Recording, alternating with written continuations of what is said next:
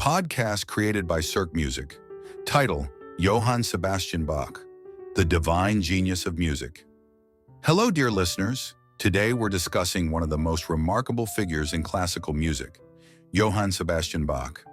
Known for the complexity and spiritual depth of his compositions, Bach is widely regarded as one of the most important names in music history. In this episode, we'll take an in-depth journey through his life, art, and works. Let's get started. Family background and musical roots. Johann Sebastian Bach was born in 1685 in the small town of Eisenach, Germany. Interestingly, Bach came from a family that had been dedicated to music for several generations. In fact, the Bach family had been involved in music for 4 generations. Johann Sebastian was practically born into music.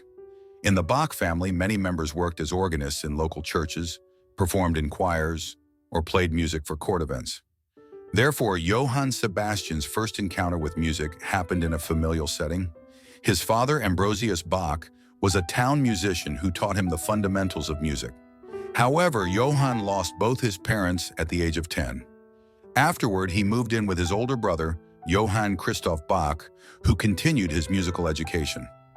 The time spent with Johann Christoph was crucial in shaping Bach's musical world.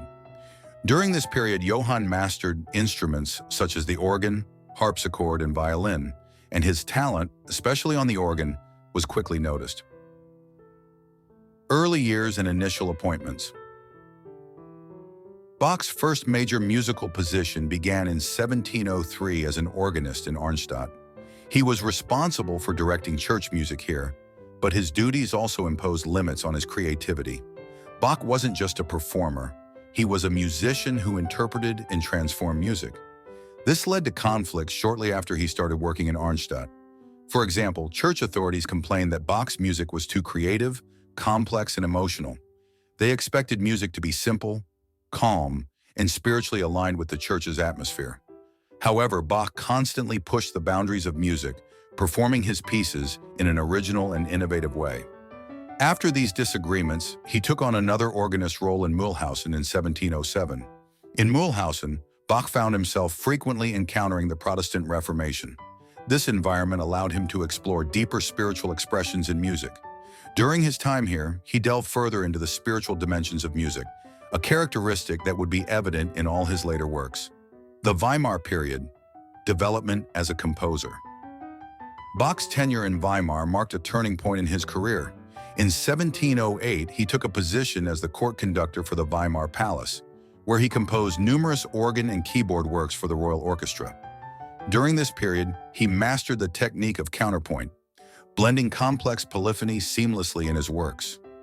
Weimar was the time when Bach composed his first significant works. He created renowned pieces such as Toccata and Fugue in D minor, showcasing his genius in understanding the mathematics of music, weaving notes into a musical puzzle.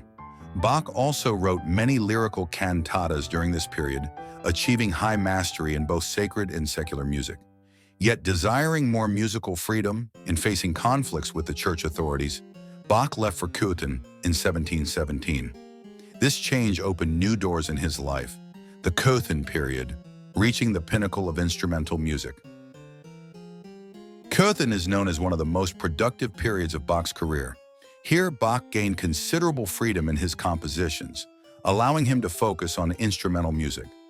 One of his most famous works from this period is the Brandenburg Concertos.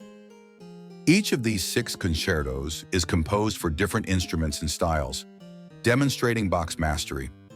In these concertos, he blended instruments like the violin, flute, cello, and harpsichord, assigning each instrument an individual role, almost as if creating a small orchestra. Other notable works from this period include the cello suites. In these solo compositions, Bach gave the cello a new voice and depth.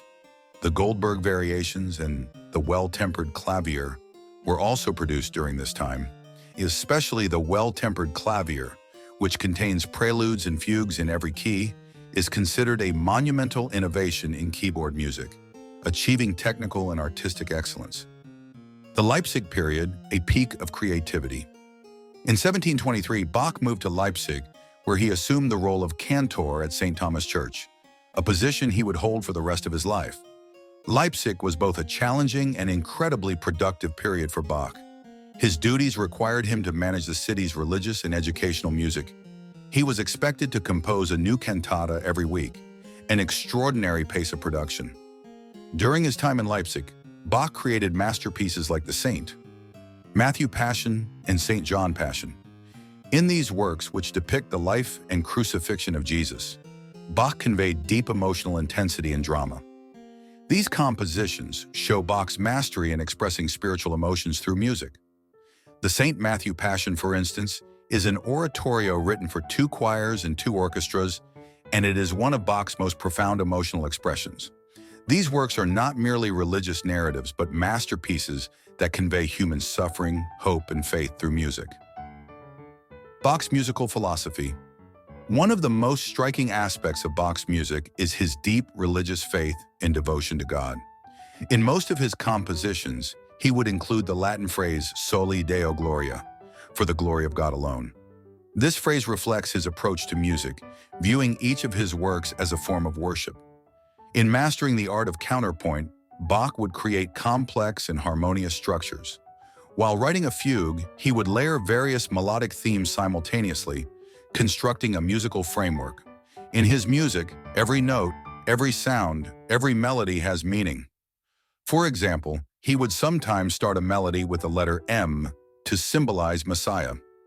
This symbolism added spiritual layers to his compositions. Bach's legacy and beyond. In 1750, after losing his eyesight, Bach passed away in Leipzig. His music was largely ignored for a long time after his death.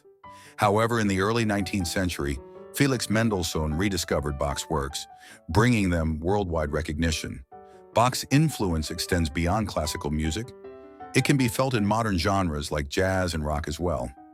His rhythmic structures and harmonic designs have inspired countless modern composers. Bach's ability to craft a piece that resonates across centuries makes him a monumental figure in the world of music. This episode offers listeners a rich understanding of Bach's life and music, exploring why he is hailed as the father of music. By covering both his life journey and his compositions, it captures Bach's unmatched depth in the world of music.